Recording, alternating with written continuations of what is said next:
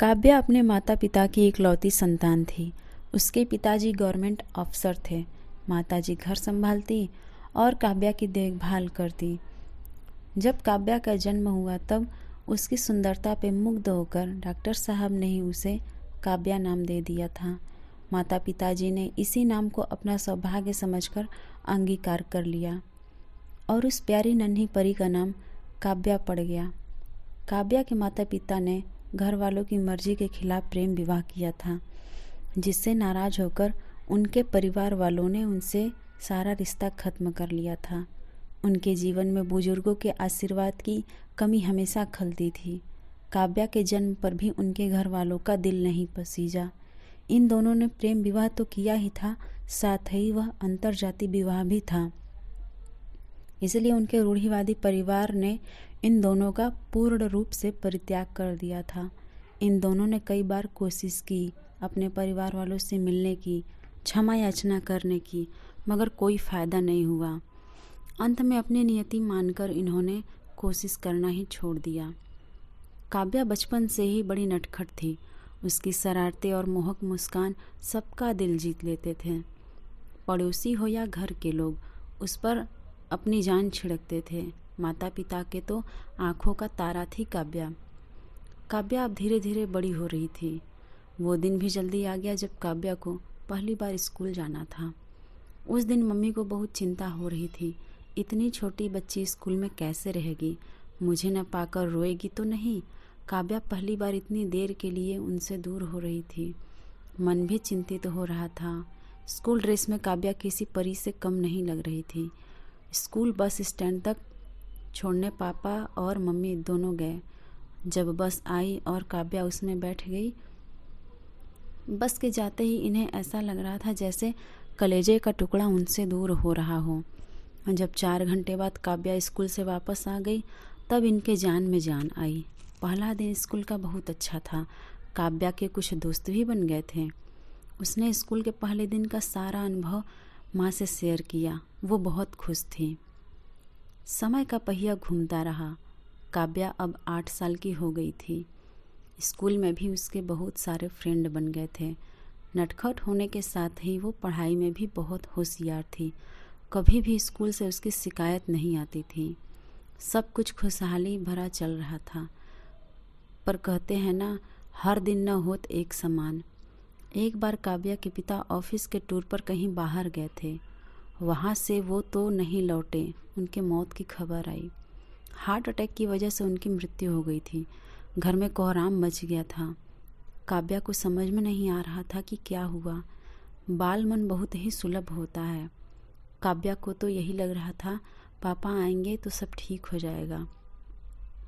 पर उसके पापा की डेड बॉडी आई तो शायद काव्या को थोड़ा अंदाज़ा हो गया कि उसने अपने प्रिय पिता को खो दिया है हमेशा के लिए। वो भी बिलख बिलख कर रो रही थी। रोते रोते वो कोमा में चली जाती थी। उसकी माँ के लिए दोहरा आघात था।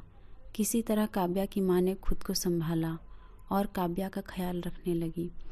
पूरे 11 दिनों के बाद काव्या को होश आया। होश में आते ही वो पापा पापा की रट लगाने लगती और फिर बेहोश हो जाती। उसकी माँ ने खुद को मजबूत किया और उसकी खातिर अपने गम भूल उसकी सेवा में जुटी रही। कुछ दिनों के बाद काव्या के हालत में सुधार आने लगा। धीरे धीरे काव्या अब नॉर्मल हो गई थी। स्कूल जाना भी उसने शुरू कर दिया। उसकी माँ को पापा की जगह पर नौकरी मिल गई। काव्या की माँ अब घर भी संभालती और काम पर भी जाती थी। नटखट चुलबुली काव्या अब गंभीर और बहुत समझदार हो गई थी।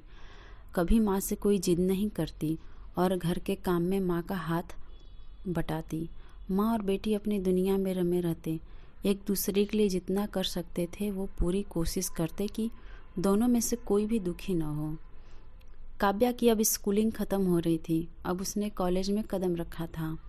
सुंदरता तो उसमें कूट कूट कर भरी थी। युवती होते ही वह कमसीन हो गई थी। कॉलेज में जो भी उसे देखता अपलक उसे देखता ही रह जाता। हर लड़के का सपना था कि काव्या उसे जीवन साथी के तौर पर मिल जाए तो उसकी ज़िंदगी स्वर्ग से भी सुंदर बन जाएगी। कुछ लड़के उसके चारों ओर चक्कर भी लगाते। कोई उसके पीछे पीछे उसके घर तक भी आता। काव्या इन सब बातों से अनजान ही बनी रहती। माँ हमेशा काव्या को सीख देती थी कि पिता का साया सिर पर न होने के कारण तुम्हें और मुझे इस समाज में बहुत ही सावधानी से रहना होगा। हमसे कोई भी एक छोटी सी गलती हुई, ये समाज वाले हमारा जीना दूभर कर देंगे। सुकून से जीने तो ये समाज उन्हें अभी भी नहीं दे रहा था। बिना पुरुष वाले घर में आताताइयों ने नरक मचा रखा था। गली में खड़े पड़ोसी उस पर बहुत ही फप्तियाँ कसते। कभी कुछ बिगड़े पड़ोसी आपत्तिजनक सामग्री इनके आंगन में रात गए फेंक आते और सुबह आंगन में खड़े होकर इनका रिएक्शन देखते हुए दांत दिखाते रहते। कुछ अच्छे पड़ोसी भी थे जो इनकी ज़रूरत में मदद करते थे। माँ बेटी इन्हें नज़रअंदाज करते हुए अपना जीवन काट रहे थे। कॉलेज में एक मन चला काव्या के पीछे ही पड़ गया था। वो काव्या का दीवाना हो चुका था। बड़े घर का बिगड़ैल लड़का रोहित कभी वो काव्या के पास आने की कोशिश करता तो कभी उसे छेड़ दिया करता। काव्या उसे काफ़ी लंबे समय से इग्नोर करती आ रही थी, मगर एक दिन तो हद ही हो गई। रोहित ने काव्या का कॉलेज कंपाउंड में हाथ पकड़ लिया और फिल्मी अंदाज में प्यार का इजहार करने लगा। काव्या ने उसे काफ़ी बुरा भला कहा और वो आंसू बहाते हुए घर चली गई।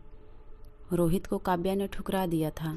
जब रोहित अपनी मित्र मंडली में गया तो सारे मित्र उसका मजाक उड़ाने लगे। कोई फप्तिया कसता। लंगूर को हूर की चाहत थी, उसने इन्हें बंदर बना के नचा दिया। रोहित ऊपर से तो शांत था, मगर अंदर ही अंदर उसमें क्रोध उबाल मार रहा था। उसने अपने दोस्तों के साथ बैठकर शराब पी और काव्या के घर जाकर साफ साफ बात करने की ठानी। वो और उसके 3-4 दोस्त रात पहुंच गए काव्या के घर और दरवाज़ा खटखटाने लगे। काव्या की माँ दरवाजे पर आई तो रोहित ने कहा, काव्या कहाँ है? उसे बुलाइए, मुझे उससे बात करनी है। काव्या की माँ ने उसे जाने को कहा और सुबह बात करने को कहा, मगर शराब का नशा और ऊपर से बड़े बाप का रोब, रोहित उनसे भी भिड़ गया। जब काफ़ी शोर शराबा मच गया तो काव्या बाहर आई। उसने देखा दरवाजे पर रोहित और उसके दोस्त और पड़ोसियों का मजमा लगा हुआ है। लोग उसे अजीब नज़रों से घूर रहे हैं। रोहित ने वहीं सबके सामने काव्या को आई लव यू बोलना और प्रणय निवेदन करना चालू कर दिया। शांत रहने वाली काव्या का पारा चढ़ गया। उसके शरीर में गुस्से की वजह से कंपन होने लगा। आगे बढ़कर उसने कहा, तुम समझते क्या हो अपने आप को? बड़े बाप के बेटे हो तो दूसरे की कोई इज्जत नहीं है? तुम जैसे लड़कों पर तो कोई लड़की थूके भी नहीं। और गुस्से में उसने रोहित को एक थप्पड़ जड़ दिया। अब पड़ोसी भी काव्या के पक्ष में बोलने लगे और इन लड़कों की पिटाई पर उतारू हो गए। अपने आप को घिरा देख रोहित और उसके दोस्त माँ बेटी को देख लेने की धमकी देते हुए वहाँ से निकल गए। इस बात को कई दिन हो गए थे। काव्या कॉलेज जाती रही, मगर रोहित का पता नहीं था। उसने कॉलेज आना छोड़ दिया था। एक दिन जब काव्या कॉलेज से घर आ रही थी, दोपहर का वक्त था और रास्ता सुनसान। काव्या अपनी सहेलियों के साथ कॉलेज से घर आ रही थी। तभी कहीं से 4 नकाबपोश मोटरसाइकिल से आए और काव्या को घेर कर खड़े हो गए। उसमें से एक ने कहा, बहुत घमंड है इसे अपनी सुंदरता पर, आज इसका गुरूर तोड़ देते हैं। काव्या की सहेलियां डर तो गई थीं, पर साथ नहीं छोड़ रही थीं काव्या का।